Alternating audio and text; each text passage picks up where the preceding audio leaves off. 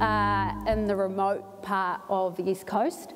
I didn't go to school until I was 7. I was on correspondence. But every day I spent out on the farm. So sheep was the love of my life from a very young age. And there are a number of things that happened in my time, in my younger years. We lost our house to fire. You know, consequently living remotely, that wasn't a very easy fix. And, you know, that's probably built a lot of me today.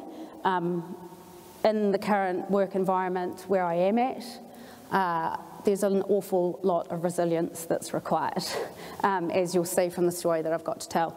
So a large part of my world is seeing that glass half full instead of half empty.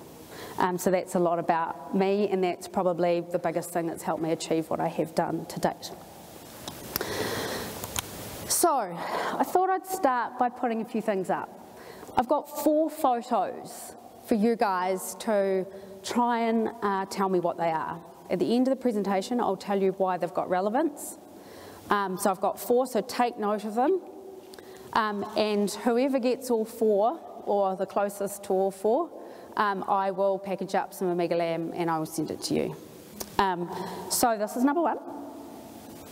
Take a picture if you like. They've all been on social media, so you should be able to maybe find. I'm sure you've all seen this. If you haven't, you need to get used to it because it's part of your industry as well. Probably haven't seen this one though.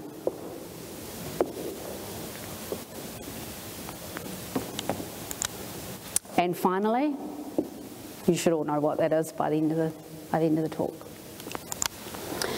So predominantly the talk is going to have a discussion about wellness, system health and customers and the resulting experience. The one thing that, from my perspective, I think we do poorly in this country in the ag sector is we don't work together to get an altogether different result. And fundamentally that's where we need to be headed. So you need to think outside the box to be able to do that, and primarily I'm going to walk through the different spaces. I'm not going to get a chance to go through everything today, but certainly I'll get a good component of genetics, some on production, some on processing, some on market. I'm happy for you guys to ask questions about the stuff that I don't cover at the end. So let's begin. So customers, who knows what's happening with the customer? What's the broader situation in the market? So you've got this very, very conscious customer that's growing, like it's seriously a growing phenomenon worldwide. This is happening because we've got much, much greater access to information. So they have got the ability to ask questions. They've got exposure to and much, much greater knowledge around any environmental issues that we're experiencing, and people aren't afraid to tell those horror stories. Lots and lots of information around health, and lots of information if there's any ethical issues. Their values are changing. What they're prepared to pay for is very, very different, and this is what we need information on. You know, in the sheep and beef industry, which I'll go into, we haven't had close connections with our market, and it's been a shocker. So in order to be able to change production systems or change anything in our system, you have to understand that. So getting really close to that is really important. As mentioned, they're becoming very health environmentally conscious, and they are pushing for information around our production processes. They want validation, and they want them to be credible. And if they're not authentic, they'll pull us apart. So that's a really key one. Because of that, the food industry is moving towards introducing a lot of certification. You know, we've been through it all with omega and trying to get past regulatory bodies to be able to make claims in the market is very, very difficult. So certification is going to become something that we're going to see more of, and if you don't have it, you won't be in that high value business. It's quite simple. So I wanted to start by looking at what are the current messages that are sitting out there, because they're not that pretty. So the new vision for agriculture from the World Economic Forum was these 3 pillars: You know, you'll have to have environmental sustainability, you'll have to have some elements of food security looked after, and you'll actually actively have to communicate that with your customer. And the more that we look after those two, my belief is the economic opportunity increases, and that's what we're seeing with Megan. So if you don't have these, particularly the two pillars at the top, if you don't have them, people are really going to question. And the economic opportunity is going to be walking past us, because other people will be coming in with different products that will compete on those two fronts, and we will lose out. I was in Auckland 10 days ago, and I was at a forum, and we didn't disclose where we resided from a professional point of view. It was a very intimate setting. We had 3 or 4 quite key people come in to talk to us who are messaging government. They are very prominent in their own professions, and their message to us, I asked them for 5 key messages. Every one of them said, if you can, switch to a plant-based diet. Every one of them. And so I walked away horrified, wanting to be able to tell the Aimee lamb story. And, you know, part of me was sitting there thinking, you know, we need to do something about this. We have got fantastic products, but we are not telling a story. And if we don't have fantastic products right now that are authentically very good for human health, then by God, we need to get ourselves moving, and we need to tell those stories. So I've got one more video. Like I said, I'm no environmentalist, and I'm certainly not a socialist either. But I think these are very important messages that are sitting out there that we need to deal with. This is a little bit obnoxious too, slightly. From birth to puberty, a hamster doubles its weight each week. If it didn't stop when mature, as animals do, and continue to double on its first birthday, we would be staring at a 9 billion ton hamster. This hamster could eat all of the corn produced annually worldwide in a single day and still be hungry.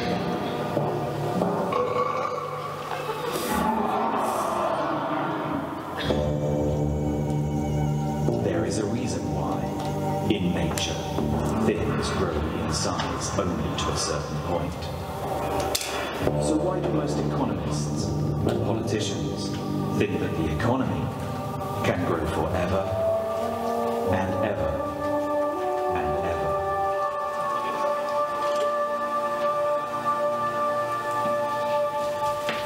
So once again, another message, you know, continual perpetual growth is just simply not going to be the way that we should be moving. And so breaking our addiction to that growth is something that we need to be really thinking about, and we need to start thinking a whole lot smarter about that. And, you know, moving our systems to a complete focus of the well-being of all in life is really, and that sounds quite philosophical, but actually when you apply it, and you'll see it come through in the Aimee lamb story, it fundamentally makes sense. You know, you get it right for the animals, and you get it right for the plants, and you get it right for the soil. You get it right for the humans. Like, it really is fantastic. So where I arrive is quality. I go, well, we're not a quantity-based and shouldn't be a quantity-based focused industry anymore, and that's right across either our plant production, right through our ag production systems as well. We really need to start thinking about what do our strategies look like, and what's a smart way to look at this, rather than, yeah, we'll just keep our foot down, because that simply is going to get pulled to pieces by most, you know, anyone who's got an opinion on it will be telling us about it. So I wanted to just go back in time a little bit just to explain why I arrived at quality for the Aimee lamb. So I was very young, in my early 20s, and I was on the back of a motorbike, as you do as a geneticist, checking out a few sheep, making sure that things are going right. And I was on a lambing beat, the young treaters were lambing, and I was sort of going through a couple of paddocks, and I thought, I'm comfortable with this, something's not quite right. So for those of you who don't know the sheep industry well, we penalise fat quite heavily. So essentially we're extracting fat out of our animals, and that fundamentally is the wrong thing to do. What a species need fat for? Survival. So why would you take it out? It fundamentally doesn't make any sense. So I was driving around and I thought, oh lordy, I'm going to have some pretty horrible conversations when I get back to the box.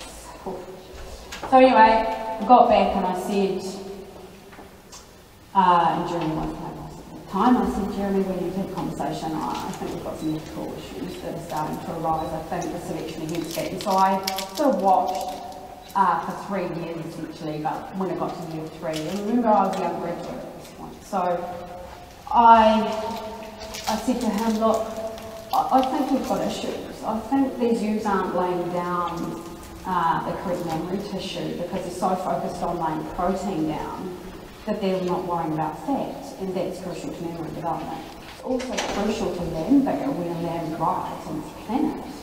So I think that we are fundamentally pushing lamb survival down, and we are going to cause quite major health issues.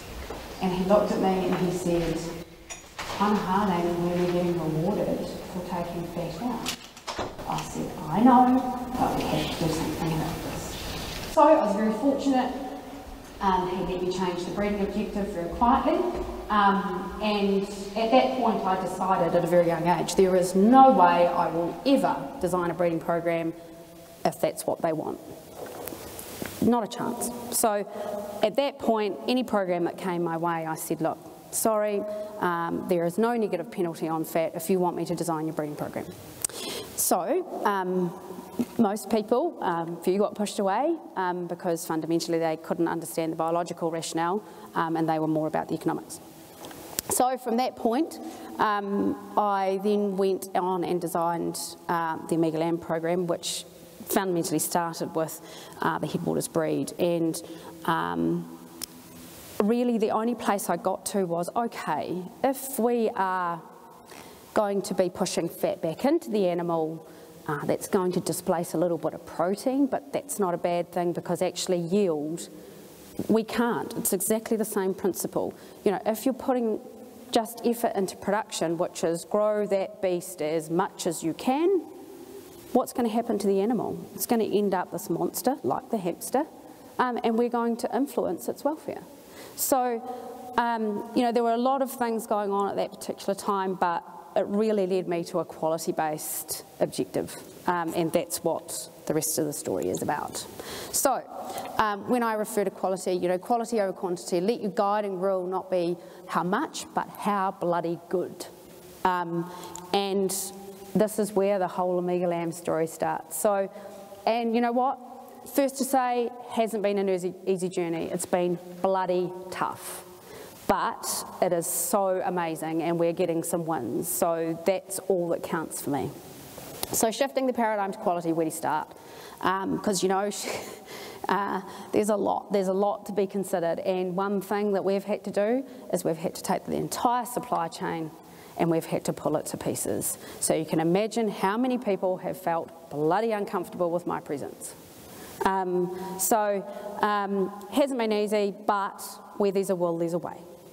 So, where do you start? So this is what the sheep industry currently looks like.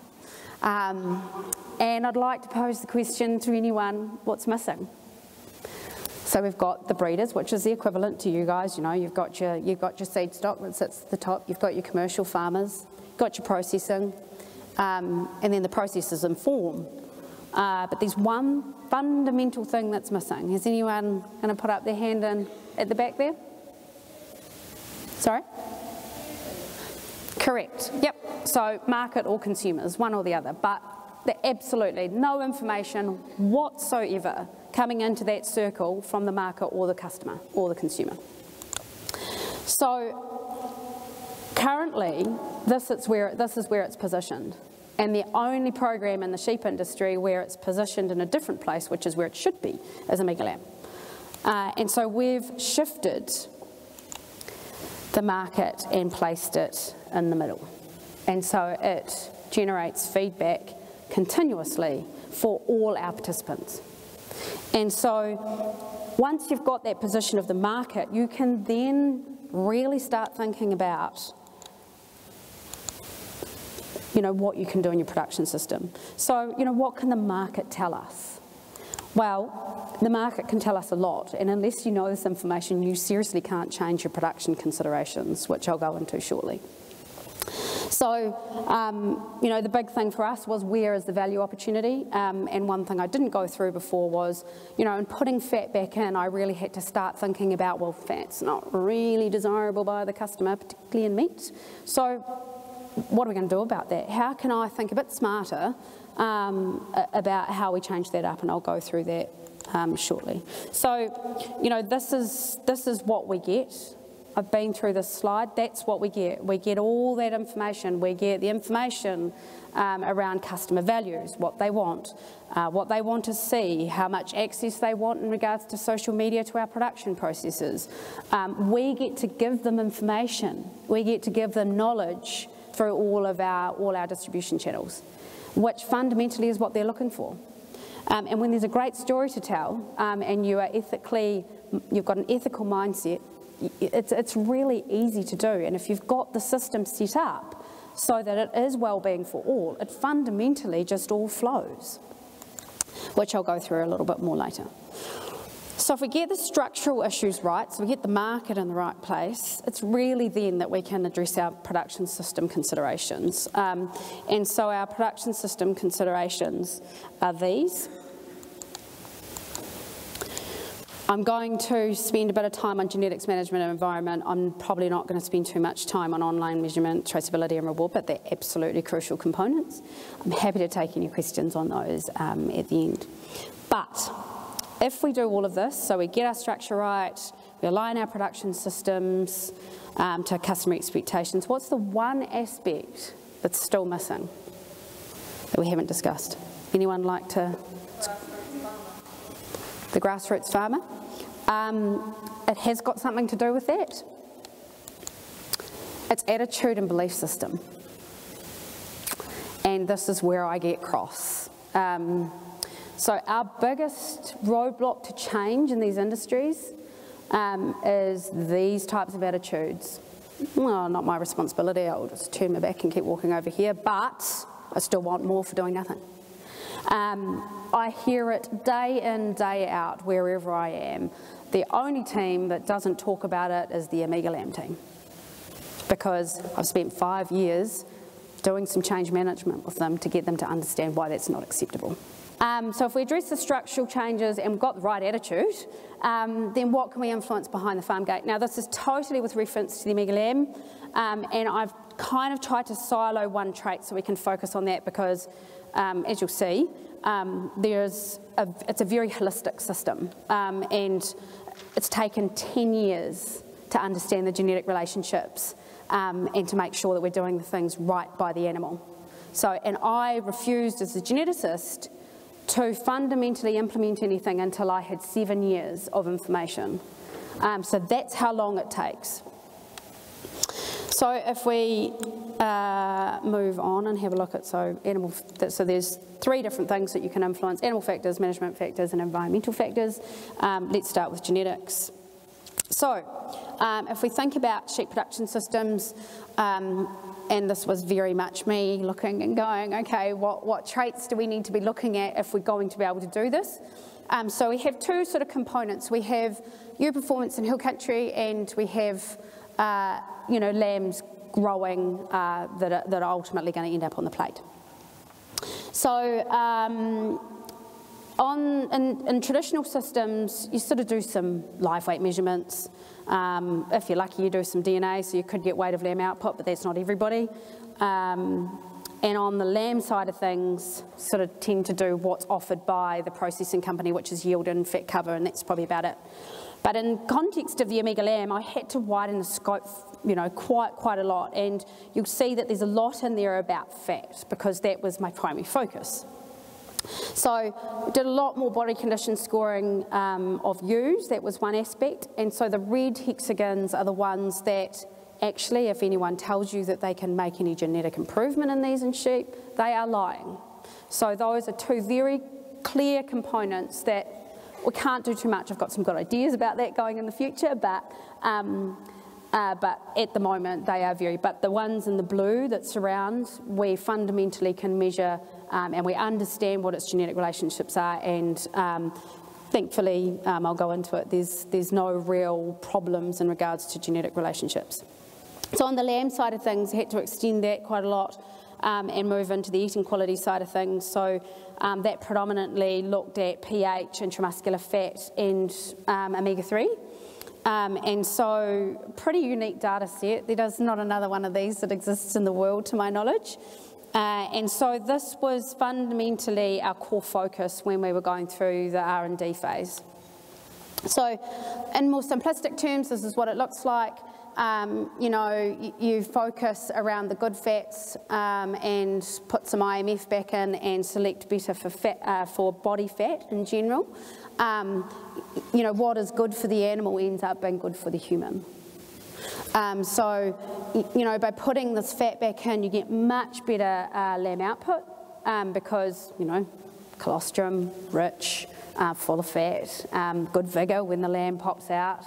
All of it just lines up with a much better welfare story. And obviously on the eating quality side of things, putting in IMF, which I've got some slides to show you, you know, fundamentally IMF underpins eating quality in meat. And if you don't have that, you can have all the omega-3 in the world, but unless the product tastes lovely and eats well, it's pointless. So, you know, it really did focus around fat metabolism, and like I said, what was good for the animal is good for the human, which, you know, I was very nervous for about 3 years, if I'm honest, doing all this work and spending a lot of money on all of this and not knowing whether there was going to be a real antagonistic relationship in there that would just butcher this whole thing to pieces. Luckily, that wasn't to be. So 3 key traits. And so I just wanted to talk through a little bit about how I did that. So we are fortunate enough in this program to have quite a substantial progeny test program. And so essentially we would, so on the ewe performance side of things, the sires that had already been progeny tested, which I'll go through shortly, so that was out to a commercial flock as a young ram hogget, and then we would kill 20 to 30 animals and look at the composition to be able to understand exactly what the ram had in regards to qualities for the resulting lamb product. And then we would take the sires and move them across once they had achieved that, and we would put them into hill country blocks where they were fully recorded. So then I would get lamb output and all of the hexagons that were surrounding the ewe performance in hill country, I would get all that information. So that predominantly looked like this, which we would take a lot of daughter records, and so that was sort of 3 to 4 times through the young lamb's life. We would collect weights, ultrasonic fat measurements to check fat, because one thing is condition scoring doesn't actually work on a young animal until it's 12 months of age. So you actually have to use ultrasonic fat to be able to do that.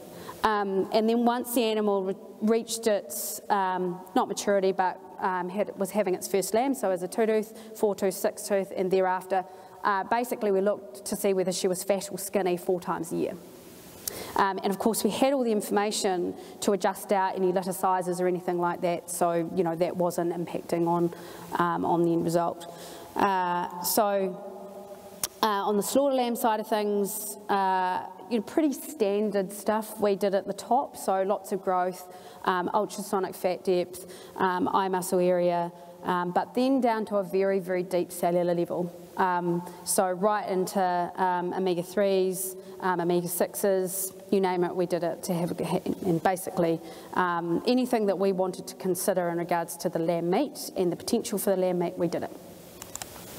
So we ended up with this data set, and what that meant for me as a geneticist is I could turn around and say, look, I'm really comfortable because I know that inputting or implementing any changes on the terminal traits or on the lamb meat, I would not have any negative impact on the ewes itself for their fundamental job, which was a key component, and it was my key consideration, because I certainly didn't want to go and do something that was brilliant for the market and not so good for you welfare. So this is, I'm probably telling you guys all to suck eggs because you guys are much better at genetics really than the sheep industry, but all our new traits, we had to make sure that they were heritable, you know, obviously phenotypic and genomic records, so really high density SNPs on all of these. Obviously had to have genetic variation to be able to even consider them, and we were watching out for any nasty genetic correlations that sat there. Fundamentally there's a couple, but they're manageable, which I'll go into very shortly. And obviously certainly need to understand or have a good mechanism for parentage identification, so DNA and good RFIDs that aren't going to fall out are also a key component. So I've picked IMF just to talk a little bit more about it and give you some of the results. So do you all understand IMF? So it's seams of fat that sort of run through the muscle rather than sort of the body fat that surrounds, and it's not the intermuscular fat which sits between muscles. It's actually in between the seams of muscle fibres. So that's the trait that we're looking for. This is the one that underpins quality. So why include it? Well, it's a key driver for these three things here. So flavour, tenderness and juiciness. And basically, if you're doing any testing, it will account very much for most of the consumer acceptability that you see if you're doing any tests. So like I mentioned before, you know, you can make the product as healthy as you like, but if you don't have the quality. So this was one of the key traits that would go in, was always going to go in before we went down the Omega route. And if this wasn't right, fundamentally we had a problem. So this is pretty self-explanatory. It's really just verifying, and this is some Australian research, but it basically is saying that as you increase your percentage of intramuscular fat, your eating quality score goes up. So really what was fascinating about the discovery on all this work, particularly on these new traits, was I've never seen a trait that has such high heritability. And we did this for 4 years in a row, and I was waiting for some anomaly to come through and throw it. But it didn't happen, and it still hasn't happened. So we're pretty convinced that, and we can see it starting to transcend into the population, and it moves quite quickly. So our new generations of animals are coming through are very much showing the movement that we would expect with that type of heritability. So really positive genetic correlations with GR, which is good because I'll show you a picture very shortly that you know, GR and body condition score are the same trait. So us taking and selecting and having negative penalties against GR, it literally means that you're taking body condition score off U's, which I'll show you shortly. A negative correlation with lean, that was to be expected, but it's manageable, and we've got a progeny test, so fundamentally, you know, you just look for the size that can do both, essentially. So, you know, it's kind of my job, really, when I'm doing the RAM selections, to make sure that we balance between IMF and carcass lean to make sure that we do achieve what we need to achieve, and that we do get the quality. So this is the graph that I was talking about. You know, you can see here it's highly related. It's via scan GR that's on the X, and on the Y it's body condition score. So what that means, essentially, you know, the way the structure and the payment system is all set up right now, we're asking people to still continue to take condition score off their U's if they're following traditional systems, which is very scary. So, but anyone I talk to gets this message pretty quickly, and the industry is following suit, so they're changing their indices in the next 12 months. And so, but it's taken 6 years or 7 years of me messaging this for that to happen. So it's a long journey. Right, so this just displays that we've got good genetic variation. These are 3 progeny tests. You're probably questioning the one on the end, going, well, there's not too much variation there. That's terminal size in New Zealand. That's how much we've stripped fat out of them. And so the other ones are more maternal based, and just simply haven't had the negative selection on fat. But I have pointed out to all processors, which they don't like me very much either, but I pointed out to all of them that fundamentally this is the problem that they will have, and it's a welfare issue, and someone smart in the marketplace is going to pick up on that soon. Look, this is just demonstrating, but like I said, it's all sort of information that you guys are very aware of. We do sit up around the 80%, so I've got very, very high confidence in the decisions that I make, because we always do 20 to 25 progeny per sire. Incredibly fortunate to have that wealth of that information, but essentially the 3 lines there are a trait of heritability at 0.1, the next one is 0.3, and the next one is 0.5. So you can kind of see that for IMF at well above 0.5, you know, you're sitting well up above between that 80 and 90% confidence in your selection decisions that you make. So it's been a very easy trait for me to migrate through into the program. Just to finish off on the genetic component, I mean, look, if you don't know what you don't know, you're in the shit, basically. And DNA parentage and good technology and Allflex have been a very strong supporter of any work that I've ever done in these types of spaces. And so good tag retention and DNA parentage are crucial, because basically, if you've got anything in there that you don't know, it can skew your results quite substantially. So, you know, incredibly accurate data sets, and that's really allowed us to be very, I guess, focused about how we would integrate things, and having absolutely true knowledge about the relationships and what we should and shouldn't be doing. So I've been through most of this, but need some genetic control. You know, we need some genetic variation to be able to put these new traits in. The more records, the better. Need to understand the genetic relationships, so if there's nothing nasty, and we do need accurate information around parentage and the relationship matrix. So I'm going to start skipping through this because I'm just watching my time, but spreading it wider than genetics, this is where it gets a little bit interesting. So other factors influencing IMF, these will be no surprise. So sex of the lamb. So entire males just put down less overall fat, it's just a given. So males and wethers are the only thing in the system. Entire males for other reasons as well aren't in there, which I'll show you very shortly. So age at slaughter is ultimately got an impact as well, and that's that actual carcass weight itself, over 17.5 kilos, we start to see much better levels of IMF. So moving on slightly now, and this is where it does start to get quite interesting. So, not sure any of you will know about pH in meat, but some of you might. So pH in meat is literally governed by a complex sugar called glycogen in muscles. Males don't do that very well. They don't lay down glycogen very well in their muscles. And that's a problem, because the minute that you have poor pH in a product, you can kiss your consistency and your eating quality goodbye. Just like that. So you can see from this graph here, all those lovely red dots with that big spike that's coming up. Those are all males, all entire males. They're all sitting well above that 6, which is detrimental to eating quality. So when we saw this, I was like, oh, not surprising, but we're going to have to take them out, because that is too much of an anomaly to send to market. And if we send that to market, we'll get a poor response immediately. So took entires out, and look, there's a number of other features that I'll go through shortly that actually works quite well not having them there anyway. Moving on to other factors. So JR mentioned you are what you eat. I'm a big fan of it.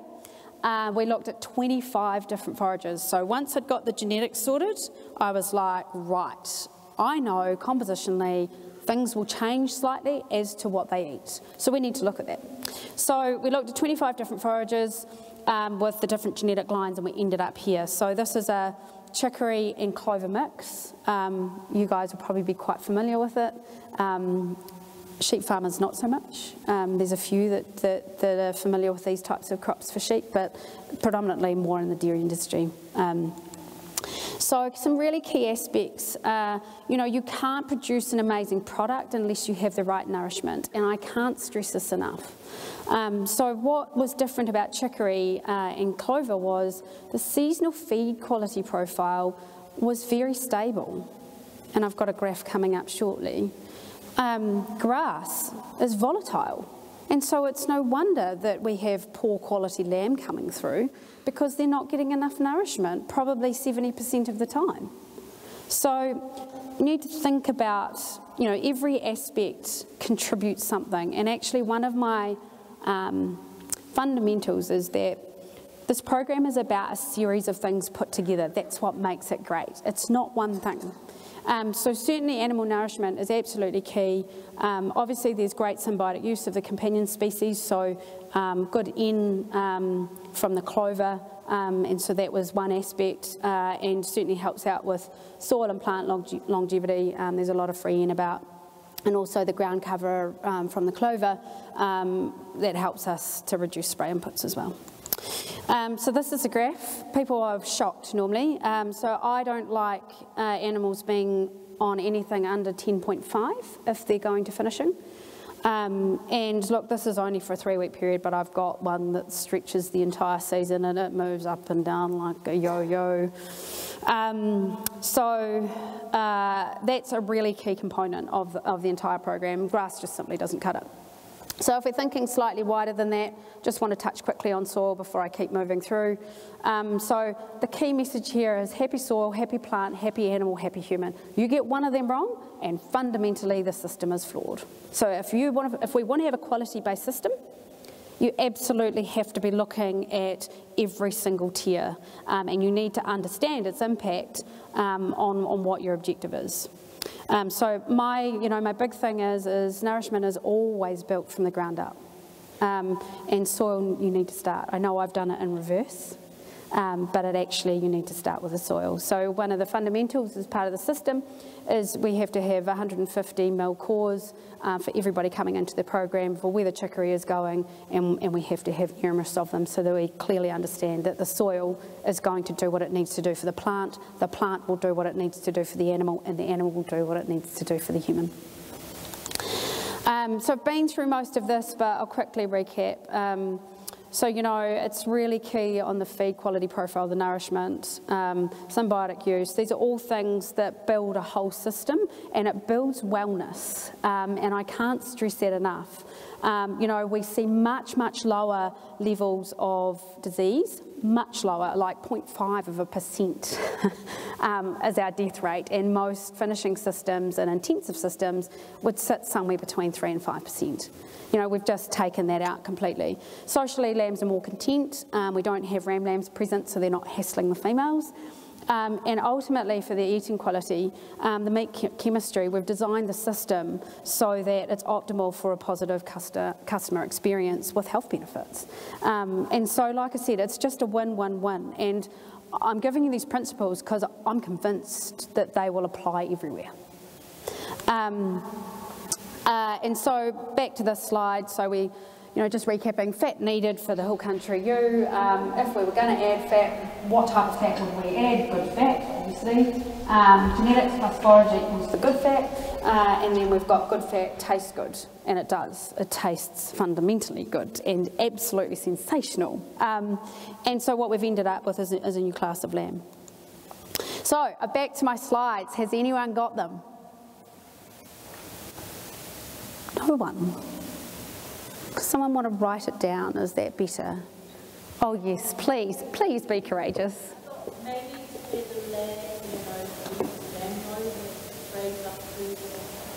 Oh, you've got it right on movement of an animal. It's not genetic tracing. No, but it's to do with traceability and it's to do with tracking. So. I'm probably just better to give them all away, am I? Can anyone get 2 of them? Bird tracing. Correct. Bingo. I'm very impressed. It is. It's an eagle being traced. Oh, you've been talking over there. I did tell a couple of people. That's all right, but it is. It's tracking of an eagle. And look at it. What's the observation? Doesn't fly over the water. Thank you very much. How would we know that if we weren't tracking it? We wouldn't.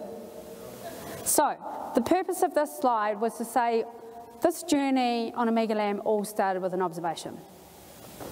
And observations are key, and you will have multitude of them on a day-to-day basis. So take note of them, because they may well be a change and they may well make your future. So don't disregard anything that you observe. That would be one thing I've taken out of my learnings in the last 10 years.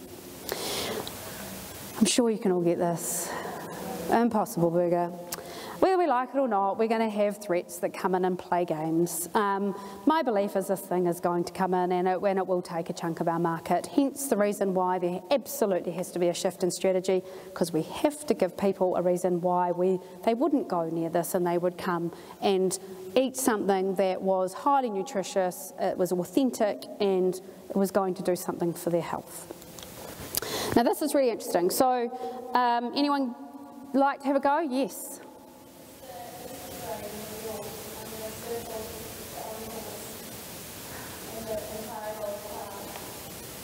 It's vice versa, but you're right. Oh, you're awesome. So yes, it is. That's right. It's in New York City, and it's the only car. Now, that person that brought that car, what were they doing? They were doing something different. And so for me, I look at that and go, don't be afraid to do something different, because I guarantee you in 5 to 7 years' time, it will become the norm. So my challenge to you is go away, try and spark your imagination, because by God, we need everybody to be thinking differently. So that's been my journey. This is Tamana Lamb. There's a website, go on and have a look. It's a pretty cool story. And, you know, ultimately, I want to see more of the industries adopt into these high-value systems as much as we possibly can, because I do think that we need to head there. Right, so end result, I've been through most of this, but the end result is a healthy livestock production system and a customer experience like no other, with health benefits. What more could you want? Right, so last video. When you return from Waiheke, one Auckland restaurant to get to is Clooney. It's immediate. Tony and his team's passion for sustainability, presentation and taste are evident in every dish. 12 years. Yeah. I think we've maintained a pretty high quality over that time. It's progressed substantially from when it first opened. It's in a really exciting place. And as we've got better, one thing I've realised is the more interactive we are with our customer, the more we share with them, the more benefit they seem to get out of it, the more benefit we get out of it too. It's like a magical story on every single plate. There's so much dining out there these days, you know, people can go anywhere, so you've got to try and take it to another level. And one thing that's always been very, very important to me is the experience. So we've been trying to better that experience. Part of that narrative is we share it with the customer. So for example, your lamb, it's so good. Yeah, it's an amazing New Zealand story, this. It's called Te Mana Lamb, and it's part of a 10-year breeding program where they've brought 4 breeds together to create one. So it stays and grazes for 11 months on the higher coarser grasses, the tussocks and things like that, and then it comes down and spends 1 month solely on chicory.